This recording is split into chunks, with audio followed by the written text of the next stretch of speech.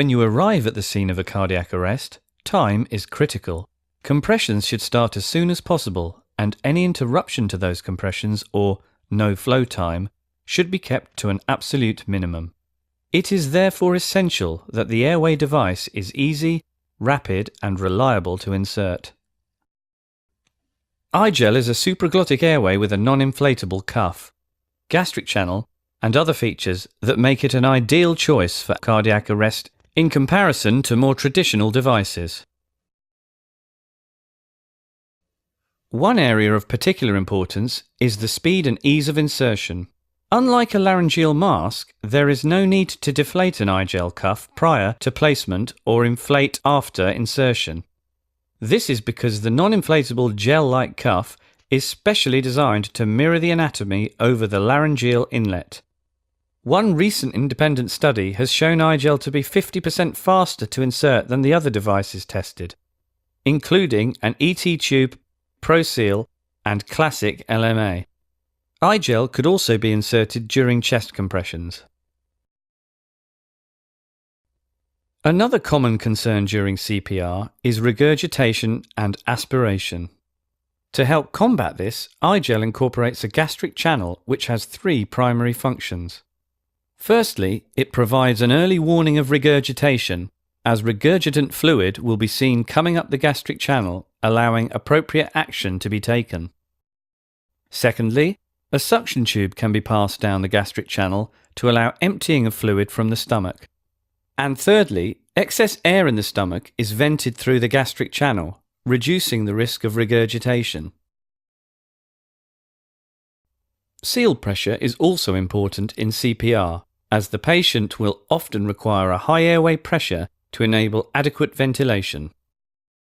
I-gel's anatomically shaped cuff accurately positions itself over the laryngeal framework, providing a superior seal to that of a standard laryngeal mask.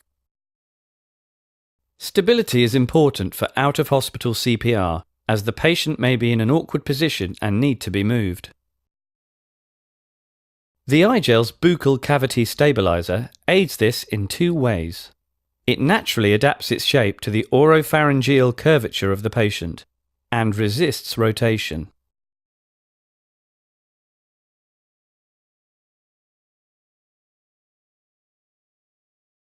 The I-gel O2 Resus pack includes a modified I-gel with a supplementary oxygen port, a sachet of lubricant, a suction tube, and an airway support strap, all contained within a sterile pack.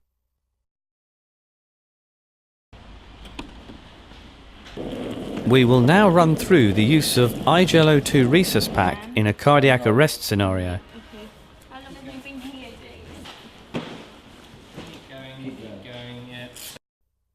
First, decide on the most appropriate size of I-gel O2 to use. Correct size is normally determined by weight. Open the I-gel O2 Resus pack, remove the inner tray containing the lubricant, airway support strap, and suction tube, and place the contents to one side within easy reach. Place a small bolus of lubricant on the base of the inner side of the main shell of the packaging. Touching no lower than the bite block of the I-gel O2, lubricate the back, sides, and front of the cuff with a thin layer of lubricant. Ensure any excess is removed. Grasp the lubricated I-gel O2 firmly along the integral bite block. The ideal patient position for insertion is with the head extended and the neck flexed. But if this is not possible or is inappropriate for the patient, then I-gel O2 can be inserted with the head in a neutral orientation. A proficient user can achieve insertion of I-gel O2 in less than 5 seconds. Introduce the leading soft tip into the mouth of the patient in a direction towards the hard palate. It is not necessary to insert fingers into the patient's mouth. Glide the device downwards and backwards along the hard palate with a continuous but gentle push until a definitive resistance is felt. Do not apply excessive force.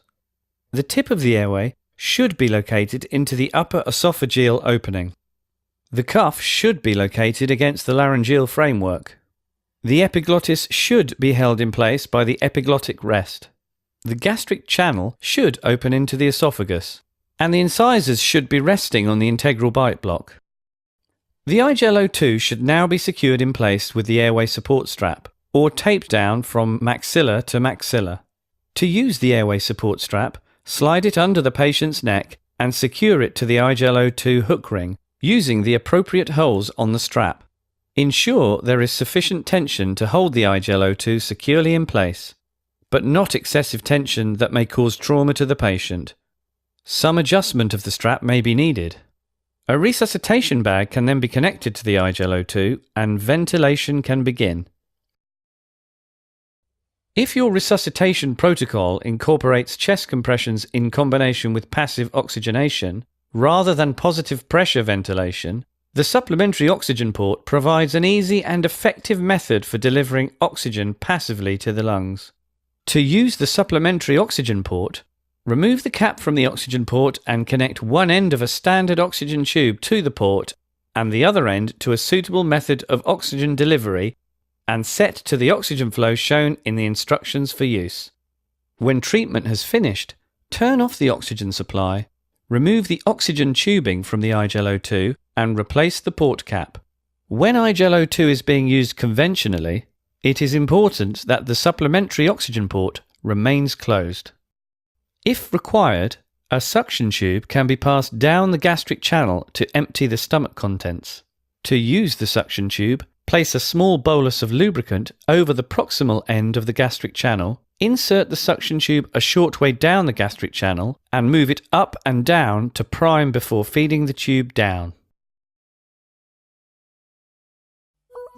Many independent studies have evidenced the easy and rapid insertion, high seal pressures and improved safety offered by I-gel, and it is now included in the European Resuscitation Council guidelines.